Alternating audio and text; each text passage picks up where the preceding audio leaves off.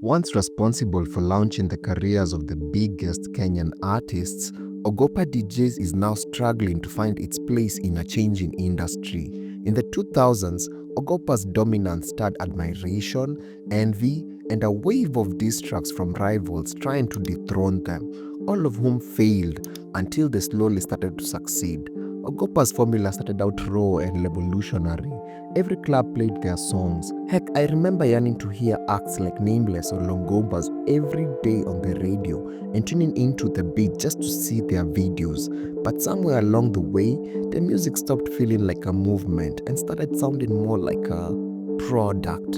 And just last year, the label teased the legendary comeback, but their recent releases are mostly going unnoticed.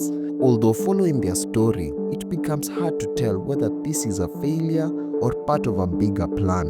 Ogopa Deejays has a complicated story, and it's unclear whether their formula for success is leading them straight to failure. Ogopa Deejays' story begins in the late 1990s at Kengele's ABC, where a quiet, almost mysterious DJ tested the crowd with his own performance edits, subtle tweaks that made familiar songs hit harder on the dance floor.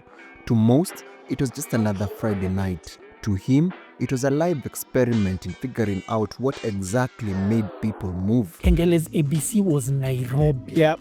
There's like a song that they did. The first verse, it just plays the way it is. When the second verse is checking in. Yes, the Kapuka beat. Those nights became so influential that radio presenters started showing up just to scout tracks for the week's playlists. A lot of radio presenters, kina Jiligatu, kina Mudhoni Buika, kina Ivdisuza, kina who, used to come to Kengele's ABC to get their playlists for the next week. No way. That's when the idea struck. Instead of remixing other people's music, why not build original songs designed for that energy from the ground up? Unlike most producers who work with anyone who can pay, Ogopa was selective, only backing artists with both talent and flexibility to fit their vision. Early bedroom studio sessions with Red Sun and Bebe Cool weren't instant hits, but they sparked interest and drew in rising acts like Nameless, Amani, and Nanoma. You know me, I was a rapper. I used to be a rapper. At this time, had the Kapuka sound come out? No, it was dancehall. Lucas now was starting out to experiment with Kapuka. I used to meet up with guys like Chameleon and Red Sun on the same stage, right? So when I'm in the same show with Red Sun and Chameleon, I'd heard Baby Cool, Red Sun, and I'm like, whoa. they killed the show with bag hair. I like that. So me, I saw these guys, their sound is too energetic. Who's doing that? I need to know where these guys are recording. And when that thing, Ogopa Deejays, I'm like, that's them. That's how I found out about these guys called Ogopa. Hold on, are you trying to tell me then you were signed under Ogopa? Yes.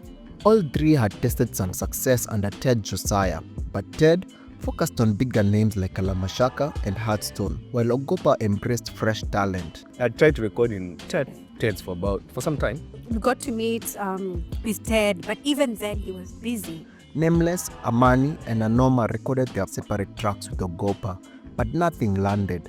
And so the DJ urged them all to lean into the Ogopa formula, club-ready music only. Nanoma resisted, staying loyal to their conscious rap roots. I mean, we were hardcore rappers because those guys wanted to be on Wakilisha show with Kalamashaka and Uko Fulani. Even Lucas wants to go to Kengele's and blow people's minds out. Nameless and Amani, though hesitant at first, adapted. Lucas was like, don't bring this complicated thing. You guys don't know that. You can't switch their likes and their dislikes. Just be simple. Kenyans are drawn to this kind of sound. Dance, be fun, crazy. This is who they are. So you need to write to accommodate their sounds. The shift led to the breakout hit Ninanoki. Nanoma was eventually dropped, but Nameless and Amani's willingness to play by Ogopa's rules proved the formula worked and worked brilliantly. It was about the business. So we were not the right business for him. Concurrent successes with Githurai by Googs and Vinnie Banton, with Mr. Lenny on the remix, drew in a new wave of talent. Kleptomaniacs, Tattoo, Wahoo, and most notably Big Pin and Issa. But as the label's influence grew, so did the backlash. Critics from the conscious rap scene began to push back, accusing Ogopa's rising stars, especially the rappers Issa, Big Pin and Kleptomaniacs, of abandoning lyrical depth for club appeal. To them, shifting to Ogopa's pop sound was selling out. There's a bit of hate from what guys at that time were hating on Kapuka. The brothers who were doing the music that time, And him in particular because he was hip-hop. the message was real, but the mentality was not yet mature. One of the loudest critics was Nanoma, who felt betrayed. They believed Ogopa had used the radical hip-hop style as a test run, only to discard them once the formula clicked. We did 4 songs with Ogopa, which I don't have a single one. Ogopa refused to give us those. Who were hardcore rappers, street, radical, as we believed in the struggle. And that's the time now he had discovered Kina Calif, Kina Issa. That was 2000, 2001. When we left Ogopa, we started dissing Issa. We have a very bad diss song for Issa. Yeah, I call him a falla. Issa chose not to respond directly, instead dropping Boomba and Maisha, club-ready tracks that reinforced that rap could be built for the dance floor. You know our sound, eh? So you know our sound is to shake up hip-hop. So let's call our song Boomba. The Lucas is when he took it, he now took it to the next level. He's like, now I'm going to emphasize that. He chop it. So that whoever was talking about. In the early 2000s, Ogopa's released the compilation album Ogopa 1, which exploded in popularity. At the same time, Kiss 100 launched as a fresh urban radio station, blending English and Swahili, targeting young millennials, the same audience Ogopa wanted. Part of also being part of this market is representing the music. The listener of Kiss was 18 to 24. We were 18 to 24 core, so they were right for us. Kiss FM needed high-quality Kenyan music to match their sound, but the local scene was still rough around the edges. But here's the problem.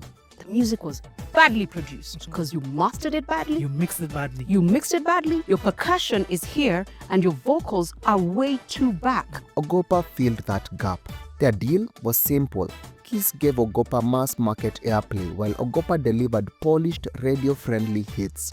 To meet this demand, Ogopa guided its artists to follow the label's formula. The listener of Kiss, she was called Stella. Stella is 18 to 24. She loves Jesus, but she also knows how to have a good time. She likes rap, but she also wants to dance it. The partnership worked perfectly. Kiss wanted hits of a depth, and Ogopa specialized in melody-driven, danceable pop that fit the station's format like a glove.